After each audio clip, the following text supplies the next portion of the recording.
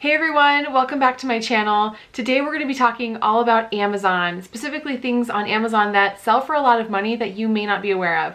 So I love selling on Amazon because I do it in conjunction with eBay, and I pick up things for eBay and then I go over to the electronics section of the garage sale, estate sale, whatever, thrift store, and I go look for certain electronic items that I know sell really well for me, or other random items that I've picked up in the past. Used electronics, used camera equipment, those kinds of things sell really well on Amazon. And if you sell exclusively on eBay and you don't consider Amazon, I just like to open your eyes to the possibilities of, like, while you're already at the thrift store, going and looking in the electronics section and finding a few things that you can send to Amazon in the hopes that you'll maybe incorporate looking for Amazon FBA items along with your eBay items, because I do both and I love doing both. I'll have my eBay items that I photograph and list and store here, and then I have my Amazon items that I just send off to the warehouse, and then every day I get sales from both platforms. So if I have a slow day on eBay, I can have a big day on Amazon and vice versa, and it's really nice. So if you've been exclusively selling on eBay, like pre-owned fashion or whatever, it's extremely helpful to incorporate Amazon stuff into your thrift finds as well, because you're already there. You might as well just go look. Okay, so let's just go ahead and dive into a few of the things I really look for every single time I go to the thrift or a garage sale. First up is a Roku streaming player. These are kind of older now. A lot of TVs already have Roku built into them, so it's slightly outdated technology, but it doesn't matter. These things still sell great, and it can even be an older discontinued model and it'll still sell, because a lot of people want to keep their old TVs and plug in the Roku and then have the accessibility of Netflix and Amazon Video and all that kind of stuff. So these sell awesome. They're small, they're easy to ship, fees are low, and definitely pick it up if you see it. And as a disclaimer, I do test all of my electronics before I send them in because I want the buyer to have a good experience. There will be some returns with electronics, it just happens. Occasionally you'll take something home, it won't work.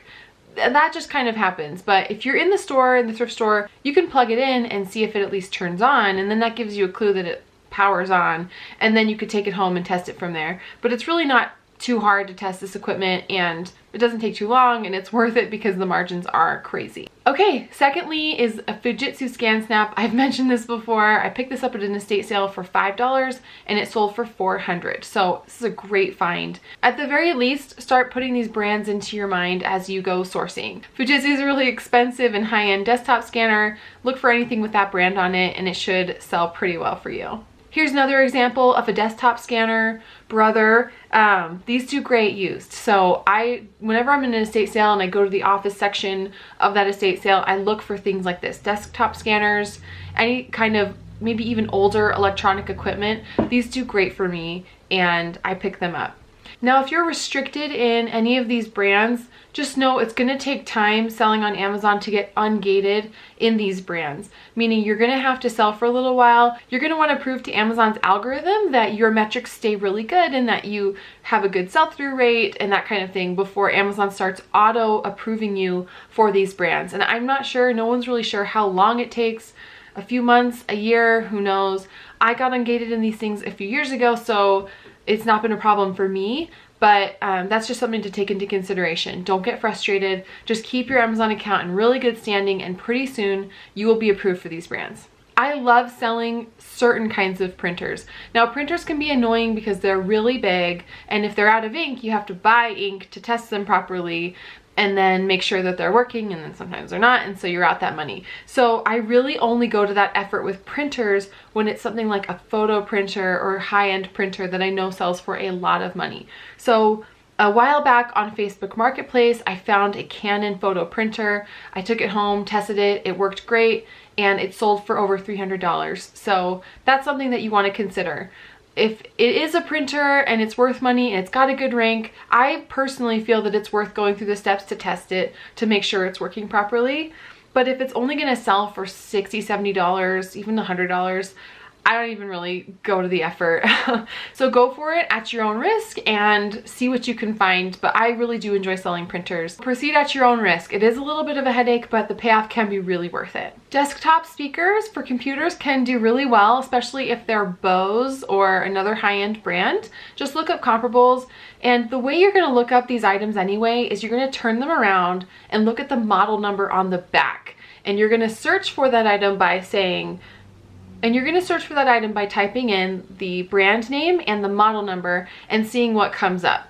And that's how you search for things. So I love selling Bose speakers. They sell really well. Even the old models sell really well. I sold a pair that I got at a garage sale for over $80, and they were an older style, but they still sold great because Bose has that staying power. Here's another example of a Bose system that sells really well. Again, you can generally get $100, $200 for these kinds of things. Another brand aside from Bose that does well is Polk Audio. So I can't go over every single brand of speaker or every single brand of printer that's going to do well for you. I'm just trying to open your eyes to see the value in looking it up if you can. So if you have the time and something looks kind of fancy, look up the name, look up the model number, and see what comes up, and you may be surprised. Anytime I see Xbox 360 controllers, I pick them up. They have to be OEM, meaning the original manufacturer's model, but if they work, they sell really great and really fast. Surprisingly, even the wired controllers sell really well and really quickly. So if you see those in the electronics section, you can pick them up for a few dollars. They flip great and quickly. And same goes for the PlayStation wireless controllers as well. Those sell really well. If you find an Xbox 360, there are many different models, so you're gonna have to look it up, but they sell for great money. I've sold so many of these. There's the slim model, there is the E model, there are just different models you're gonna have to look up and get used to. There are some that are 250 gigabytes, some that are 4 gigabytes, so it'll take some knowledge to know exactly what kind of model you're selling. But I found the easiest way to find out is to turn your Xbox around, open the back, and if it has like this big fat 250 gigabyte cartridge in it, that means it's a 250 gigabyte model. If it doesn't, that's the 4 gigabyte model. So just be aware of the difference there. And the same goes for PlayStation 3s. I sold so many of these, but there's different models, so you just have to learn to look up the model number and see how many original gigabytes it came with. There's the 500 gigabyte model, the 320 gigabyte model. So just make sure you're aware that there are different varieties of PlayStation 3s and both sell great. And while we're talking about video game consoles, let's talk about the Wii. The Wii U sells really well. The Wii itself, though, has gone down in value. I used to be able to flip those for over $100 every single time, but now they've dropped in value. So if you do pick it up and you can for a couple bucks, go ahead and do it, but I honestly wouldn't pay more than $10 for a Wii. Now let's talk video games. Video games are everywhere, and it can be really hard to tell which ones are worth money and which aren't. Basically, if you see Zelda, Mario, Pokemon, Mario Kart, those are all worth money. All of the most popular games are probably going to sell for decent money. Zelda Ocarina of Time for Nintendo 64 sells great. Majora's Mask sells for even more, and it's so nostalgic for me because my brother and I used to play this growing up. GoldenEye for N64 sells really well, so if you see those game cartridges, you may need to look them up manually, but just know if it's popular, if it's nostalgic, it's probably worth decent money. I see these at garage sales all the time. Parents are getting rid of their kids' old systems and old games, and I'll just pick up all of them and piece them out and sell them for great money. Same goes for the Nintendo GameCube. This is a really unique console, and it sells really well and really quickly, as well as certain games that go with it. Zelda Wind Waker sells really well. Mario Kart Double Dash sells really well. So look out for those games. You'll know it's a GameCube game because it's a teeny tiny disc, but they tend to sell great. I once picked up a GameCube and 5 of the most popular games. I believe it was Wind Waker and Double Dash and Luigi's Mansion. All of these games total for $50 on Facebook Marketplace, and I pieced it out and sold everything for over $250. So it was a great find. GameCubes are awesome. Even the old PlayStation 2 console, I've sold so many of these. The price has definitely gone down a little bit, but they're nostalgic. 60 bucks. If you can pick it up for a few dollars and test it and see that it's working, then you're in a good position to make some pretty good money. So there are some really rare games or hard to find games that are worth a lot of money. It's just going to take some knowledge to know which ones those are, but one to look out for is Pokemon Stadium for N64. That does awesome. One small trick is to know that RPG games or like role-playing games, fantasy games, very unique role-playing games do really well. So if you ever see that, that's something to gravitate towards. Things like sports games that come out every year, those just don't do as well. Historically speaking, there's a few that are rare. But yeah, role-playing games, Pokemon, those do great. The handheld games like the Nintendo 2DS, 3DS, those do pretty well. If you can get them for a few dollars at a yard sale, again, you're gonna find parents who are just selling their kids stuff and want to get rid of it, and I've picked up a ton of these game consoles and video games, and they've done great for me. Garmin hiking GPSs. So not only are Garmin GPSs that you would put up in your car still selling for decent money, but Garmin hiking GPSs do awesome. And I was lucky enough last year to find 2 of these for $5 each, and they sold for $200 each, like the day they hit the warehouse. So these are really, really in high demand. A lot of outdoor enthusiasts love these because they can use them anywhere. Okay, VCRs can do awesome, but if you really want to look out for the one that's the money maker, it's the VCR DVD combo units that do really well and make a lot of money. So I would gravitate towards those, or the VCR DVD recorders. Those do really well also. Especially this Funai combo DVD VCR player. I've sold this many times. Whenever I find it, it's got like a distinct look and I love selling it. So as you can see, the VCR DVD recorders are really, really expensive, and even though it's outdated technology, people still really want it. I get asked all the time, do you sell VCRs without the remote?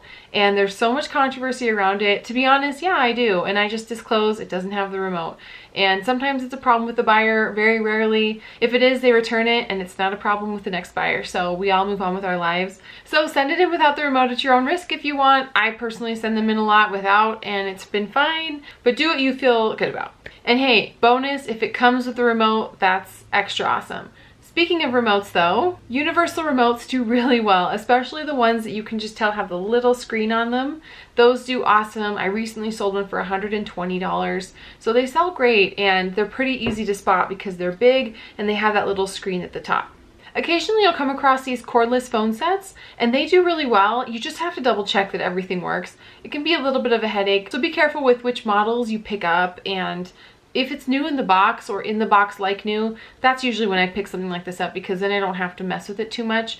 But if they're all separate, they can be a little annoying to box up yourself. But still, there are some sets that are going to be worth your time because they sell for decent money. Cricut cartridges. I love selling Cricut cartridges. I find these a lot here in Utah. It's a big scrapbooking state. I pick up Cricut machines a lot, but I also love the cartridges. They're small, easy to ship, so convenient, and a lot of them go for really good money. So I pick them up whenever I see them. Once I picked up a huge lot of Cricut cartridges and the Cricut machine itself, all for like $100, and parted out, everything sold for like $2,000 because all of the Cricut cartridges themselves sold for $50+. It was a great day. So be on the lookout for certain Cricut cartridges. Some sell for a lot more than others. Superman, Batman, the calligraphy, those all do pretty well. You'll just start getting an eye for it, but also just scan the barcode and the price will pop up. I still sell a lot of textbooks on Amazon whenever I find them, and they sell for great money. So ones that I look out for are textbooks. If I'm ever just at a garage sale or yard sale, I'll just scan whatever books they have, and if they're worth money, I'll pick them up. So I don't scan as much at thrift stores as I used to because I've focused on more things and my time is so limited. I couldn't just focus on the books, but I still really like finding awesome textbooks that I just can add to my inventory and let sell. Okay, also, iOmega zip drives sell great, so I always pick those up. I found a bunch of them at an estate sale one time for $2 each, and they sold for over $100 each, so these are great to find, as well as any kind of floppy disks. Older discs, those sell awesome and really fast. So definitely pick those up if you see them, especially if they're new in the box. If the discs have been opened, you just don't know what's on them, so I steer away from those. But if I see like a sealed set of discs, that's just easy money. And same with the zip drives. Those are easy money as well. As always, everyone, thank you so much for tuning in. If you like this video, you want more videos like this, please give me a thumbs up and subscribe to my channel so I can continue making content for you. I truly enjoy sharing what I do with all of you, and I'm so overwhelmed by your kind feedback. Thank you so much. I'm going to keep making great content to help you with your business as I continue to grow mine. So with that said, I will catch you guys next time.